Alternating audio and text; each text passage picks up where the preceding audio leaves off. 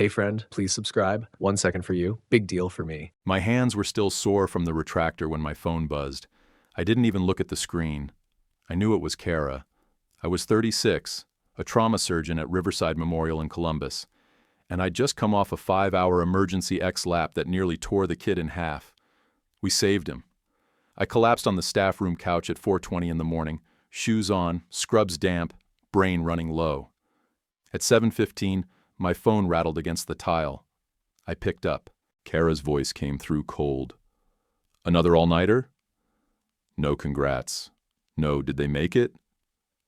Just that same tone I'd gotten used to, flat and sharp like a butter knife aimed right under the ribs. Yeah. Kid's stable, I said. Parents come in at 9. I'll debrief and then head home. She didn't say anything for a second. Then, you could try being married for a change. That one landed. No warning, no curve, just a direct hit. I'll be home after the meeting, I said. I'm walking to work, she snapped.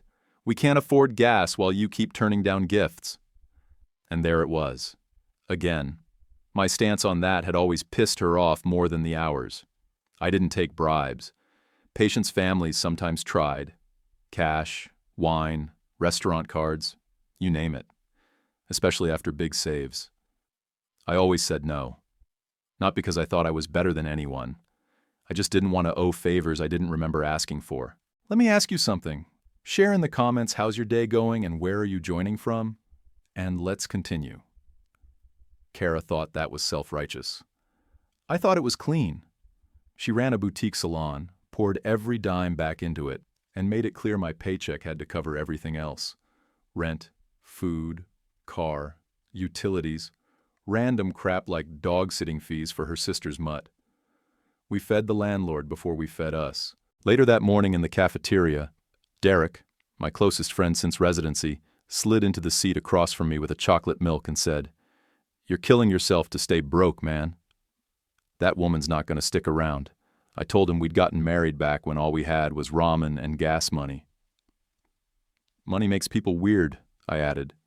He rolled his eyes. She's already weird. I walked home around 8 to 10 that night. No car left to take. I replayed every way the fight might go. My gut did that tight, sour roll it always did when I knew a round was coming. She'd be waiting by the kitchen counter, arms crossed. I'd be expected to defend myself like I hadn't just stitched a shredded spleen 6 hours ago. But the apartment was dark, quiet, empty, no Kara. I microwaved some noodles, let them sit too long, then ate them anyway. I didn't even turn the lights on, just stared at the flickering TV while my brain kept showing me that kid's tiny heart, pumping steady under my fingers. Should have felt like a win. All I felt was burned out and stupid. I passed out on top of the covers, one arm under the pillow, shoes still on. Sometime before dawn, the door opened. Not slammed. Opened. Careful. Deliberate. Cold air hit the room like a warning. I didn't move. I didn't have to. Before she even said a word, I knew. I knew the fuse was gone. The blow was coming. The door clicked shut behind her like the start of a countdown. Kara didn't look tired or guilty, just decided. She walked in like it was her place and her stage, even though she'd already packed up the better half of both. She put her tote on the chair like she was slamming down a file in court. Then she said, I lied yesterday. I wasn't at a friend's. I was with someone. His name's Victor. Words stuck. My mouth opened and then didn't bother forming words. My jaw locked up so tight it clicked. I stood there, feet planted, arms down, brain blank. My hands, steady in surgery, felt like they didn't belong to me, just dead weight. How long? I asked. The words barely made it out. I hated how flat I sounded, but I couldn't pull up anything better. She looked me straight in the face and said, A few months. Same tone you'd use to explain switching brands of cereal. Then she went into the speech I should have known was coming. You're a decent man, Caleb, but a lousy husband. You're never home. You don't plan anything. No birthdays, no vacations, no flowers, nothing. I want attention. I want a life. Victor has both. She dropped my first name in there like a warning label. I let it stand. Not because I agreed with all of it, but because enough of it was true. I had worked too much. I missed every anniversary, her niece's 3rd birthday, even that stupid New Year's Eve party, where her cousin did that weird fire-breathing thing on the patio. I wasn't there for any of it. I was slicing into people's chests while my marriage cracked open without me. She said she was moving out that afternoon. I didn't beg. I didn't yell. I asked if she wanted coffee. She blinked, like she wasn't sure if she heard me right, then shook her head. She didn't want anything but my signature. She'd already printed out a no-contest divorce form and slid it across the counter like a diner bill. I picked up the pen. I didn't read it. I signed. It felt like the moment in surgery when anesthesia shouts, "We're crashing," and you just move. You don't think. You just cut or clamp or run. By noon, half the closet was bare. She took the copper-bottom pans, her curling wand, the throw blanket her aunt had crocheted. The velvet chair I always hated was gone. The framed photo from our wedding. She didn't take it. Just left it face down on the dresser like she didn't want to look at either of us. When the door finally clicked shut again, I stood in the kitchen staring at the fridge. A half carton of eggs, expired cream, a bottle of mustard. That's all that was left. Derek called about 10 minutes later. "You gonna fight for her?" he asked. I rubbed my eyes and leaned against the counter. There's no fight left when she already packed the bag. He cussed loud enough I had to pull the phone back. Screw Victor. Seriously, who the hell cheats on a trauma surgeon working double shifts just to keep the lights on? I told him the worst part wasn't even the cheating. It was the quiet. The feeling of being in your own place and not recognizing the air. The silence didn't feel like peace. It felt like something had died and no one told me. That night I went back to work like nothing had happened. Slid into scrubs. Prepped. Sterilized. Took a spleen repair like it was personal. Stitched the wound like I was trying to punish it for tearing in the first place. Around 2 a.m, I washed up and stood at the sink, staring at my hands. They didn't shake. They never did. These were hands that had brought kids back from the brink. Hands that pushed in chest tubes blind in elevators. Hands that knew the exact pressure needed to crack a sternum without shattering it. So why the hell couldn't they hold together one stupid marriage? I got home after 4. The apartment smelled like her perfume and flattened cardboard.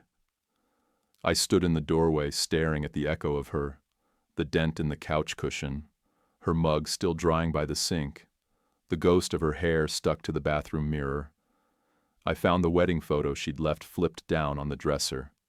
Picked it up, tossed it in a drawer without flipping it back over. I wasn't ready to look at it. Might never be. I laid down on the bed with my clothes still on. I stared at the ceiling until my eyes closed.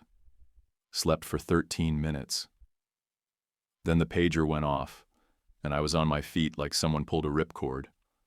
There was no time to feel. No time to fall apart. The shift was calling. So was everything else I'd ignored while I was too busy pretending I could fix everything. I stayed in motion. That's how I dealt with it. Didn't go home, didn't call anyone, just checked the board, scrubbed in, wrote notes, cleared charts. I was on hour 23 when the trauma doors banged open around 10:30. EMS wheeled in a woman maybe late 40s, thrift store coat buttoned wrong, doubled over with sweat beading at her hairline. Gray skin, rapid pulse, obvious distress. The kind of patient you don't wait on. Britt wrinkled her nose like someone had brought roadkill through the front doors. "She doesn't belong on our floor," she muttered. "Then take it up with God," I said, already waving for a CT. "You see that abdomen?" "She's ours, Lacey," the new nurse, kept glancing at the woman's shoes, beat-up moccasins with duct tape on the sides, and whispered, "What about infection control? We follow isolation protocol. That's it. Nobody's dying in our hallway because their jacket cost $2. CT came back fast. Ruptured appendix, peritonitis already creeping up behind it. Textbook case, but messy as hell." I scrubbed in, called anesthesia, told the OR team it'd be tight and dirty. We were in and out in under an hour. I left a drain, irrigated twice, packed her carefully. It wasn't elegant, but it'd hold. When I signed off post-op, I asked admitting to finish her chart and get her ID in the system. They came back empty. No ID, no address, no insurance, no known contacts. She hadn't even given a last name. When she came to, I sat down at her bedside. She looked smaller than she had in the OR, small and braced, like she was waiting to be kicked. She sat with her back perfectly straight, hands folded like she was in a courtroom. "I'm Dr. Kane. You're in recovery. You came in with a ruptured appendix." She nodded once. No questions, no panic, just a tight, alert stare. "What's your name?" "Elise," she said, quiet but clear. "I used to live with a man named Colin. We weren't married. His daughter Harper didn't like me much. I didn't speak. Just let her keep going. When Colin got lung cancer, I stayed with him every day. I gave him the last of my savings to help with the meds. He died 3 months ago." She shifted slightly, like even the memory hurt. "After the funeral, Harper changed the locks. Threw my purse off the second-story balcony. Said it was her house now. She brought in this boyfriend, Miles. Big guy. Loud. Liked to prove things with his fists. Elise touched the side of her face like the memory still echoed there. I left wearing house shoes and a jacket I found in the laundry room. No ID, no money. Just gone." "You go to the police?" I asked. "They told me to leave the property or spend 15 days for trespassing. That was it." I looked at her chart. She had nothing. No medical record. No social. No address to discharge her to.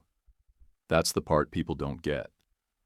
You don't have to be a junkie or a con to fall off the grid. You just need one bad month, one person who hates you, and a system that runs on clean paperwork. I kept her admitted under my authority. 2 days. That's the most I could justify without a psych hold or medical extension. I didn't call social work. Didn't call the admin. Just documented a post-op complication that gave me a reason to keep her warm and fed. I told Britt to treat her like any patient. Full meds, monitoring, vitals. The whole protocol. Britt rolled her eyes. I made a note in her record. Nonverbal judgmental behavior observed. Addressed privately. Because here's the truth. Eye rolls can scar just as deep as scalpels. Around lunch, I took the long route to the stairwell and sat on the steps with a bag of almonds I didn't want to eat. Derek found me there like he always did. The man has a sixth sense for when I'm trying to disappear. "You're going to take her home, aren't you?" he said, chewing half a protein bar like it owed him money. I didn't answer. He grinned. "You've got that face. The one where you're already picturing her sitting in your kitchen pretending not to cry into a bowl of soup." "Don't be a jackass," I said, but the smirk got under my skin and stuck there. That night, after rounds, I sat by Elise's bed. Her vitals were stable, drain output low, appetite slowly coming back. The window rattled with wind, and the monitor beeped a slow, steady rhythm. I stared at the line. Not her. She looked over at me without moving her head. "You have that look," she said. "What look?" "The one people get when they're thinking too far ahead." I rubbed my hands together under the blanket of fluorescent light. "You came within inches," I said. "If you'd waited even another hour, it would have gone septic." She didn't flinch. I thought about waiting. "Why didn't you?" "I saw a man drop in the street outside the church near High and Broad. Nobody helped him. Not one person. Just stepped over him like he was a spilled bag of groceries. I thought, maybe I don't want to be that." I had nothing smart to add, just nodded. The silence filled the room like steam from an overboiled pot. I sat there longer than I should have. I told myself it was about vitals or chart notes or rechecking her drain. But that wasn't it. I kept looking at her and thinking how close she'd come to not being anybody's problem anymore, because she wouldn't be breathing. And that thought didn't just sit in my chest. It lodged there. The monitors hummed steady, but the air on the unit felt off. That kind of brittle tension you don't always catch unless you've been in enough places where things fall apart. Lacey flagged me near the supply room just before midnight. Dr. Kane, has Elise gotten her evening pain dose? She said she hasn't. I frowned. She should have. Check the chart. I did. Nothing signed after 1400. I asked Britt. She said she'd handle it. That flipped a switch in my chest. I walked straight to the medical station. Britt was there, typing half-heartedly into the MAR, like she wasn't trying very hard to look busy. Did Elise get her hydromorphone? I asked. She didn't even glance up. I'll get to it. No, when exactly? I said I'll get to it. I turned and walked to Elise's room. She wasn't in bed. The blankets were twisted off-center. I caught a flicker of movement behind the bathroom door and stepped in just as she sank to the floor. There was dried blood along her forearm and a cracked plastic razor beside the sink. Her eyes were open, glassy, but dry, and her mouth moved even though no sound came out at first. Then hoarse, "Why save me?" I dropped to my knees, grabbed gauze from the drawer, and pressed it down hard. Because that's what we do. Lacey followed protocol like she'd been doing it for years. Called the code, brought sedation, handled vitals. We stabilized her fast, stitched the cut, kept her under observation. But that look stayed in her face even when her eyes closed. It's a brutal question. Why save me when you don't have a clean answer? Some people pull you back just to let you drown again. That's not what I do. That's not who I am. I found Britt 10 minutes later by the elevator. She opened her mouth, but I didn't let her get a word in. You don't want to give someone their meds? Fine. Then document it. Flag it. Escalate it. But don't you ever sit on a dose and let a patient end up on the bathroom floor because you didn't feel like being decent for 2 minutes. I forgot, she said, shoulders stiff like she wanted to make it my fault she didn't care. No, I said. You didn't forget. You didn't think she mattered. I didn't raise my voice. Didn't have to, but my words cut like wire. Then I went to the chart and documented every damn thing. Time of missed dose, condition found, her vitals, my direct order, and the delay. I filled out the incident report before I cooled off enough to make excuses for anybody. It wasn't about punishment. It was about the line. Accountability's not revenge. It's a boundary. I tried to sleep in the on-call room, but every time I closed my eyes, I saw Elise walking into the night with her stitches splitting open, a cough turning septic, some beat cop telling her to move along while her blood pooled under a bus bench. That's how it happens. No sirens or headlines. Just a slow, invisible slide you miss until it's too late. At 6:40 in the morning, I walked into her room again. She was half awake, hooked to fluids, face pale, but calm. I stood there for a second, arms crossed, then said, "Look, I live alone. It's not a palace, but there's a clean bed in the spare room. You can stay a couple weeks. Help keep the place decent. You don't owe me anything. We won't tell anybody." Her brow furrowed like she was trying to figure out the catch. Then she blinked fast and said, "You sure? Sure enough to write my address on the discharge packet." I sat at the nurse's station and logged everything properly. Discharged under my supervision, temporary housing support, follow-up scheduled. I cleared it with social work, signed a short-term aftercare agreement that technically made me her outpatient contact. That way, no one could claim she got cut loose into nowhere. I texted Derek while finishing my charting. "Do not lecture me."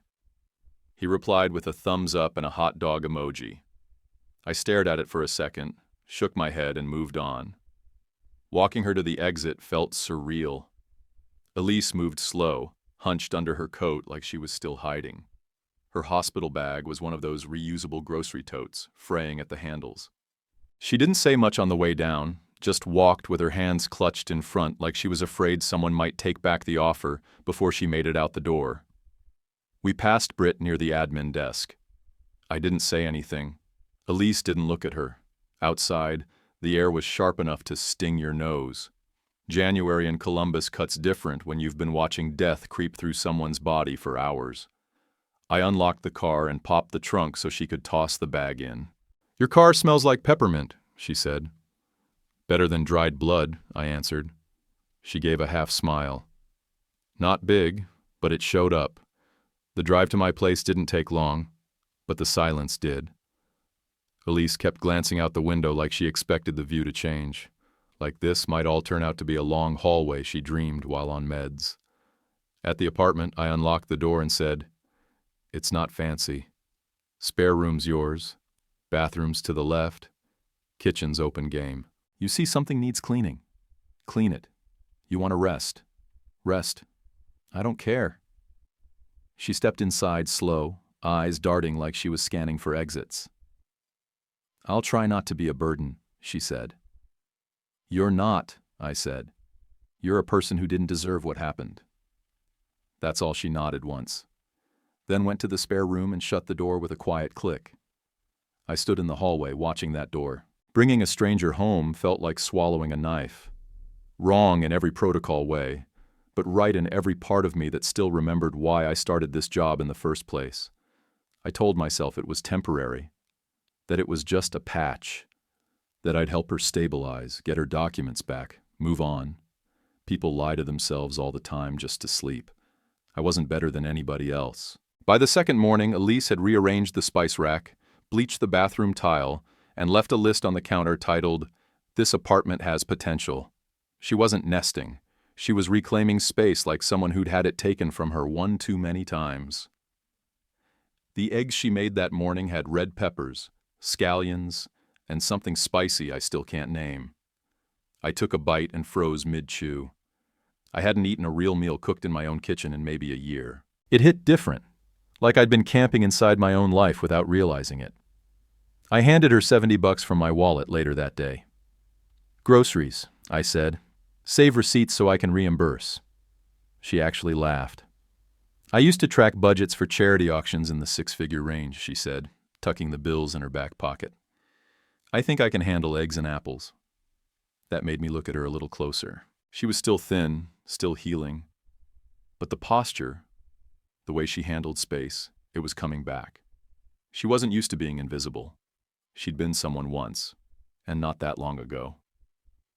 Kara texted me a few days later out of nowhere. "I left my passport in the top drawer. Need to swing by?" Her tone read fake sweet, even over text. I replied, "I'm on nights. My aunt can let you in." It took 3 dots before she responded. "I didn't know you had an aunt."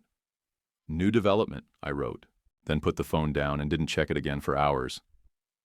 Kara showed up mid-afternoon. I'd warned Elise in the least awkward way I could. "Someone's coming by for a thing.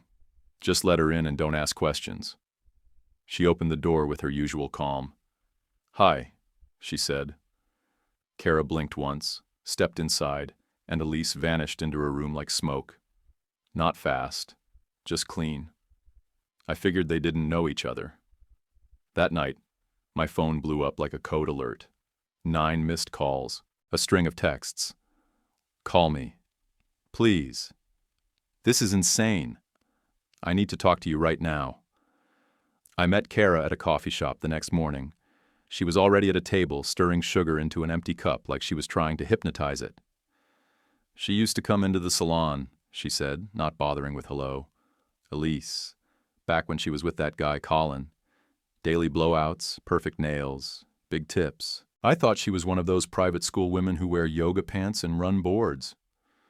I sat down across from her. She looked rattled, like she'd seen a ghost with a better haircut. "She made people stand up straighter when she walked in," Kara added. "So what the hell happened?" I gave her the basic rundown. Colin, cancer, Harper, locks changed, no ID. She didn't interrupt, just kept shaking her head like the math wasn't adding up. "She was the kind of woman people assumed was safe," she said. "You don't think those women end up on the street?" "They don't," I said, "until they do." That night, I asked Elise straight out, "Did you know Kara before?" She was rinsing dishes, water running too hot, sleeves pushed back. Her hands paused mid-wipe. "I used to tip her $20 on a blowout," she said. "She always gave good scalp massages." She didn't elaborate, and I didn't push. Later that evening, She came out of her room, holding my phone like she'd discovered a secret. "Colin bought a house once," she said. "Fixer-upper outside Worthington. Said he wanted a terrace and peach trees, even though peaches don't grow in Ohio.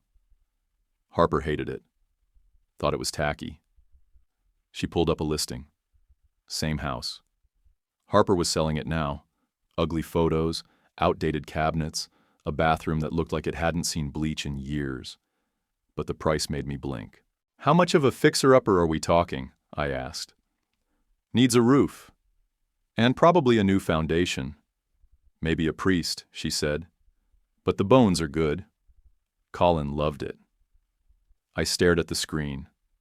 I'd saved money over the years, enough for emergencies, a few slow months, a car that didn't sound like death around corners. This felt bigger than a rainy day. This felt like a thunderstorm with a shot at sunlight after. I showed the listing to Derek during our break. He skimmed it, looked at me and said, "You're thinking about buying a haunted-ass shack with a long-lost widow and a tragic backstory? Tell me again how you don't do drama." "I'm not playing savior," I said. "I'm thinking about taking a risk that doesn't end in a lawsuit." He took a bite of his protein bar and shrugged. "You already live in a haunted house, my guy." "It just has better plumbing," I couldn't argue with that. Back home, Elise made lentil soup and played jazz from some playlist that reminded me of diner booths and thunderstorms. I sat at the kitchen table, watching her stir the pot like she'd done it 1,000 times. She glanced over and said, "If you do this, the house, it's not for me." I raised an eyebrow. "No? It's for him. And maybe for you. But not for me." I thought about that for a second. Then nodded. "What if it could be for all of us?" She looked at me for a long beat, like she was trying to figure out if I meant it, or if I just didn't understand what all meant anymore. "I'll clean the place if you buy it," she said finally. "But I'm not doing any drywall." I smiled. "Deal."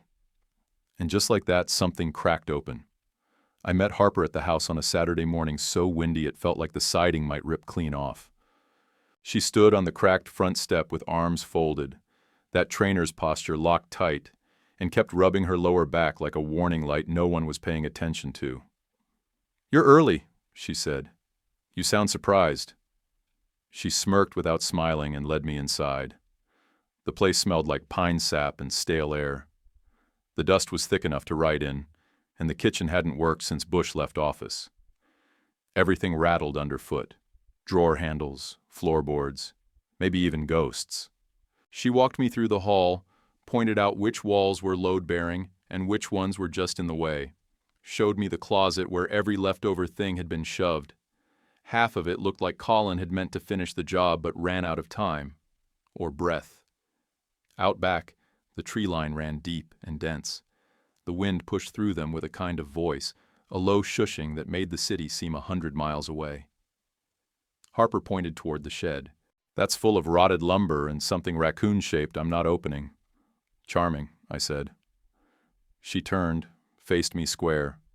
"I can knock $3,000 off if you close by Wednesday. I need this done." I didn't blink. "Done." We were halfway back to the porch when I caught her wincing again. I stopped and tilted my head. "You ever seen a spine surgeon?" I asked. She narrowed her eyes. "No. Why?" "Your gait's crooked. You're favoring your left. L5S1 if I had to guess. Could be a disc." She laughed once, short and dry. "You diagnosing me in my driveway?" "I'm a trauma surgeon. I can diagnose you anywhere." Her face went pale. She didn't argue. Just asked for a referral. I texted Dr. Patel before I even got back in the car. She had the MRI Monday morning. Herniated disc, just like I'd said. Patel squeezed her in for a microdiscectomy the same week. Harper came out fine, relieved, humbled, and quiet in that honest way people get when their pain gets pulled out of them. She sent me a thank you text that was short but sincere. Didn't know how bad it was until it wasn't. I replied, "If you come across any of Elise's documents, bring them to the signing. No pressure, just the truth." The closing was fast. 11 minutes of signatures and scan pens. Harper slid a worn envelope across the table without meeting my eye. I found these in a box. I should have done this earlier. I took it without a word. Under the table, my hands shook. That evening, I drove Elise to the house. She sat in the passenger seat with her hands folded tight in her lap, staring at the trees like they were old friends she hadn't seen in years. The porch sagged. The beams were dark and solid. She stepped inside and stopped in the middle of the living room like she could still see Colin standing there with a tape measure and big plans. "He loved this plot," she whispered. "Said we'd grow peaches even though it's too cold." We walked through every room, dust kicking up behind our heels. I let her go ahead, let her have the space. In the main bedroom, there was a bent hook in the ceiling near the closet. I pulled it out of habit. A ladder dropped with a snap. The attic was cramped and hot, the air thick with time. In the corner sat a wooden chest, nothing fancy, padlocked with a cheap combo dial, the kind of thing you'd hide something real in, thinking no one would check there. We tried everything: birthdays, license plate numbers, Colin's old badge number. Nothing clicked.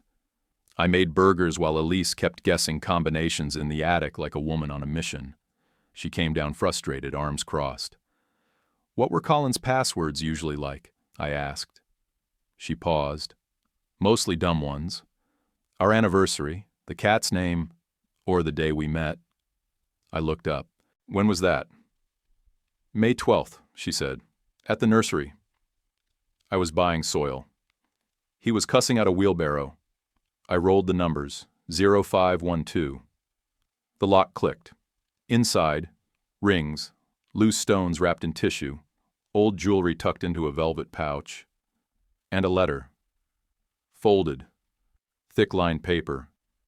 Colin's handwriting like he wrote it with a bruised hand. "Elise, if I don't make it, this is yours.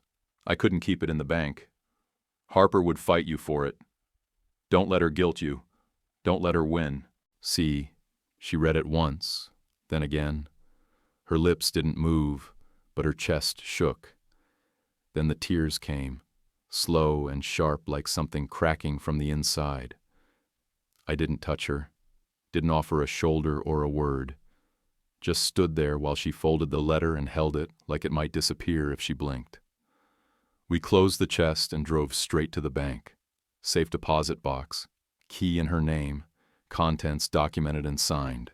Then to a notary, where we gave statements under oath about the letter and the chest and the intent.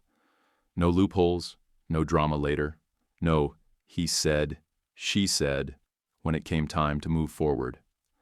Back at the apartment, she tried to hand me the whole win. Said it was mine for helping her stay alive, for buying the house, for giving her something like breath again. I stopped her. "I'll accept an investment. On paper. With equity. You get your share of whatever we build next. Nothing more. Nothing less. Don't get noble on me, Doc," she said, eyes red but fierce. "Nobility's cheap," I said. "Paperwork isn't." She smiled and didn't argue. That night, I lay down on my bed and felt the weight shift. The kind of shift you only notice when you've been carrying something so long you forgot it was there. The house wasn't fixed. The past wasn't gone. But the heartbeat was back. And so was mine. 2 weeks after the attic, I stopped by Kara's salon to grab Elise for lunch. She was covering the front desk while Kara ran color in the back.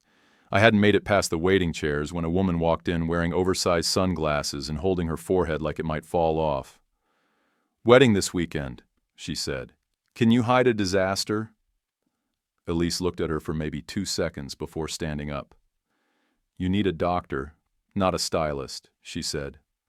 "Come with me." She walked her to the break room, handed me a slip of paper and said, "Procedure room." Now, name on it was Nina Vale. I recognized it. Local anchor for WTVL, always signing off with that polite smirk, like she knew more than she was allowed to say. She had a knot above her eyebrow, angry and raised, skin flushed like it was about to burst. In the procedure room, she tried to downplay it. I bumped it on a cabinet. Not a big deal. It's not a bruise, I said. It's a boil. Same difference, right? Not if you want your wedding photos to look less like CSI stills. She held still the whole time I drained it. 28 minutes, 2 syringes, local anesthetic, pressure dressing. The room stayed quiet except for the hum of the light overhead and the monitor beep I always forget is even there. She didn't look away. She stared right into my face the whole time, unflinching, like watching my eyes helped her stay steady. When I walked out, Derek caught me smiling and gave me the look. You're grinning like a man who met a woman who didn't flinch when you held a scalpel. She's a patient, I said. Temporarily, he replied. Text her about her stitches tomorrow. See if she wants tacos. You don't text patients to ask them out. You text them to follow up. And then if the vibe's right, you pass the baton. Loophole medicine. The next day, I did it. Texted her to ask how the stitches felt. She replied with a photo of the bandage and a smiley face drawn on the gauze. It didn't feel creepy. It felt like breathing for the first time in weeks. I asked Derek to take over the follow-up, so I wasn't crossing any ethical lines. Then I asked her if she wanted tacos. She picked a hole-in-the-wall place near campus, walked in wearing jeans and a hoodie that said, "Mostly harmless."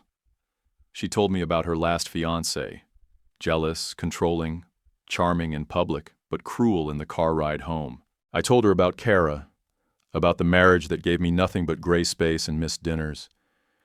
She listened without blinking, then raised a taco in mock salute. We were awkward for the first 15 minutes, then not at all. By the time the check came, she knew my middle name. I knew hers was Diane, which she hated. She told me her favorite movie was a low-budget horror flick about haunted furniture. I told her I once cracked a rib falling off a rolling stool during rounds. It was messy, loud, weird, and it felt good. That night I came home, dropped my keys in the bowl, and told Elise I might be in trouble. She didn't look up from her magazine. The bad kind or the good kind? The good kind, I said. I think. She just smirked and turned the page. While that was happening, Karma decided to knock. Victor, the stable, successful guy Kara had traded up for, got smacked with a tax mess big enough to make the local business feed. Something about unreported vendor income and phantom deductions. His mugshot didn't hit the papers, but the red ink did. Kara texted me at 11:42 that night. Can we talk? I typed. No. Deleted it. Then wrote, I'm glad you're okay. Hit send. That was my line. No more. No less. Nina pitched a segment series a few weeks later. Said she wanted to do something real on the hospital, the overnight shifts, what people don't see. I told her I don't do cameras. It's not about you, she said. It's about your team. The 3 a.m. crowd, the ghost hour. If I do it, Lacey's in. Brit's not, deal. I let her follow us through a couple night shifts. No glam, no filters, just controlled chaos and team hustle. Lacey crushed it. Brit's face was blurred per HR policy. She'd been reassigned to triage training after the incident, but you could still tell she was there. No one brought it up. The segment aired in late April. It didn't make me a hero, but it made me real. People started saying hi to me at gas stations. Someone paid for my coffee. A woman in line at CVS said her nephew survived a crash because I wasn't on vacation. At the regional press dinner in June, Nina won an award for the piece. Public service reporting. They called her up. She thanked her producer, her editor, and the doctor who doesn't like cameras but shows up anyway. I stood, walked to the stage like a guy walking into a code blue with no gloves, and pulled the ring out of my pocket. I said one sentence. Would you marry me? She said yes before I could run, before I even looked scared. Back at the table, Elise reached under the linen and squeezed my hand. Told you to stop dressing like an old man, she whispered. Derek toasted with seltzer because he was on call and responsible. The whole thing felt strange and sharp and perfect, like everything had finally lined up in the right order. A team that ran toward sirens, a woman who looked at scars without blinking, A house that still smelled like wood and promises. And me, still standing. The Thursday she came in, I was grabbing lunch from the taco truck 2 blocks from the hospital. Elise texted one word. Harper, no punctuation. That's how I knew it wasn't casual. Harper had shown up at Kara's salon with 2 inches of roots and the posture of someone holding her whole body together by thread. Elise told me later, she looked ready to throw her out until Harper said, "I'm sorry." And the air changed. They sat in the break room with paper cups, burned coffee, and nowhere to hide. Harper started with her dad, said she missed him, said she didn't know how to process losing someone she'd spent 10 years resenting and 10 months watching die. Said she thought Elise had options, had people, because she'd seen her with those rich board types and figured she'd bounce back. And Miles, Harper said, he's working on himself. Gym 5 days a week, no drinking. He's calmer. Trying Elise didn't respond to that part, just let it hang in the air like laundry that wasn't hers to fold. Then Harper thanked me, by proxy, but still. I'd have limped into permanent damage, she said. You caught it in a hallway. Changed my whole year. I told her to keep stretching, told her doctor. Patel did the heavy lifting. She shook her head and said, "You could have said nothing." Some moments don't need applause. That was one of them. Later that night, I asked Elise if she told Harper about the attic, the chest, the letter. She looked at me flat. Not every truth is medicine. I nodded.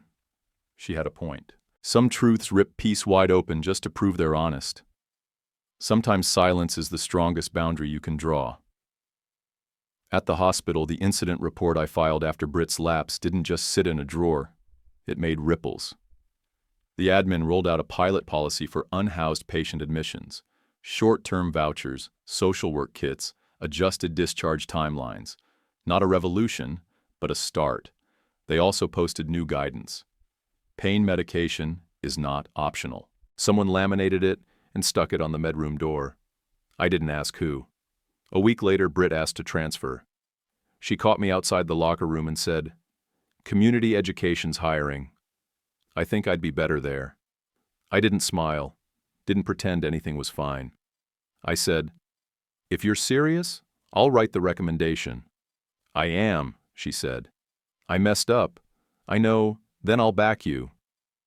One time, people don't always get better, but sometimes they get clearer. Lacey stepped up hard that month. Took over nights like she'd been born in fluorescent light. Trusted her judgment without double-checking her charting. That kind of trust is rare. Earned. She'd earned it. Meanwhile, Kara texted again. Victor's legal trouble had gone from embarrassing to serious. IRS subpoenas, accounts frozen, public statements that sounded like apologies written by a lawyer on painkillers. Kara's message came in at 9:10. "Hey, want to get coffee sometime?" I stared at the screen a while. Then I typed, "I hope you're safe." "I can't meet." Hit send. It felt like lifting a 100-pound weight I didn't know I'd still been carrying and setting it down in the right damn place. Nina was knee-deep in her follow-up segment by then. She'd recorded hours of interviews with caseworkers, nurses, outreach teams. She filmed my hands packing a discharge kit, hoodie, socks, travel-sized toothbrush, a bottle of shampoo that didn't smell like plastic regret. "You're not saying much," she told me off camera. "I'm not the story." She nodded. "Exactly." The piece aired during a slow Sunday news hour, right after a weather report and just before sports. Still, the calls came in. Not the dramatic kind, no parades or donation floods, just emails from people asking where to volunteer, who to call about vouchers, how to help without screwing it up. I watched myself on TV that night, sitting on the couch with Elise across from me, both of us half asleep from long shifts and bad posture. My hands looked steadier than I felt. My voice sounded like someone I almost recognized. I told Elise, "That guy finally looks like somebody I want to be." She didn't say anything for a second. Then, "He's not bad." Bit serious. Should smile more, I rolled my eyes. "He's working on it," she raised her mug. To progress. I tapped mine against hers. To progress. And maybe, for once, I actually meant it. We broke ground in late August. Demo crew showed up with machines that looked too big for the street. The neighbors leaned on porches and watched like they were waiting for ghosts to scream. Elise stood beside me, arms crossed, silent. She didn't speak until the back wall dropped in one violent crunch. Then she cried. Not the loud kind. The kind where your chest shakes and your lips press shut so tight you forget how to breathe. I put an arm around her and didn't say anything for a minute. Then I nodded toward the tree line. We keep that. And the front stepstone. She wiped her face with her sleeve. He built that step himself. Then we're not touching it. That was the deal. Nina and I picked floor plans we could afford without bleeding the bank accounts dry. One story. Open kitchen, double sinks that didn't feel like a luxury until I remembered how many years I went without them. Elise vetoed my lighting choices with a single, nope, before I could even finish the sentence. I showed her the brushed nickel chandelier. She raised one eyebrow and said, "What are we building, a steakhouse?" She wasn't wrong. A week into foundation work, Derek showed up with a 3-ring binder and the kind of grin that meant trouble. "It's time you stopped letting other people set your schedule," he said, dropping the binder on my counter like it was a bomb. Inside, a proposal, small private clinic, 1 operating room, 1 procedure room, honest billing, no upselling, no insurance games, just real care. "Your name, your hours," Nina said. "Our rules." I hesitated. Money had always felt like the slope that wrecked everything. My marriage, my peace, my ability to be home when it counted. "It's not about making it big," Nina said. "It's about control." Elise, sipping coffee in the doorway, added, "If you don't take this shot, you'll be back at the hospital at 70 with your shoulders trashed and a pager in your sock." She was right. We pulled from the chest, legally documented Elise's equity share. She wanted it that way, black and white, clean, no questions down the road. Derek handled HR, insurance codes, vendor negotiations, and the coffee machine I hated. I took fewer calls, focused on procedures that mattered, operated because I wanted to, not because I had to. The sign went up in November, Maple Ridge Surgical. It was simple. Steel letters, no font gimmicks, just clean truth. The first week we saw a kid with a broken arm who'd watched our TV segment with his grandma. A middle-aged guy with gallbladder pain and no insurance. 3 referrals from Harper's Gym. No billboard could have beat that. By the time the house was done, 6 months and too many change orders later, we moved in. Elise took the north bedroom, painted it herself, and ran the whole place like she'd been assigned a mission by the universe. Nina brought home a fiddle leaf fig and named it Alan. We still don't know why. The house wasn't fancy, but it breathed right. The walls didn't echo, the stove worked, the fridge didn't leak. For once, I walked in at night and didn't flinch at the silence. Still, I had one thing left to do. I drove back to the old apartment, empty now. The carpet had a divot where the couch used to sit, and the kitchen smelled like bleach and dust. I stood in the middle of the living room, hand on the back of my neck, and pictured the night I sat on that couch in cold scrubs, eating microwave noodles with the TV flickering in front of me. That guy thought he could outwork failure, thought he could stitch around loneliness, thought if he just kept going, the pain would stay behind him. I looked around one more time. Then I locked the door and walked to the office, dropped the key on the desk without saying a word. It felt like leaving a version of myself on the counter, quiet, overworked, and finally done. Derek and his wife came by for dinner just as the trees started blooming again. Early spring, soft wind, the smell of cut grass sneaking through the screen door. Elise had the oven going since 3. Roasted chicken, rosemary potatoes, lemon butter on green beans. Nina lit the tall white candles I always pretend to hate and always forget to blow out. The table looked like something out of a catalog, except it wasn't. It was just ours. When the plates hit the table and the last chair scraped into place, I cleared my throat. Not for drama. just to find my voice. I'm not really a speech guy, I started. Derek raised his glass with a grin. No one asked for one. I know, I said, but you're getting one anyway. They laughed. Elise shook her head and set down the serving spoon like she didn't trust me to keep it short. I've sat at a lot of tables. Some in cafeterias, some in break rooms with paper plates, some alone with a fork and cold noodles. But this is the first time I've sat down in a house that felt like mine and didn't think about getting paged in the middle of the bite. Nina reached over and slid her fingers through mine, steady and warm. I looked at Elise. I've been thanked a lot in the past year. Patients, families, interns with shaky hands. But if you hadn't walked into our ER that day with nothing but pain and a coat 3 sizes too big, I don't know where I'd be.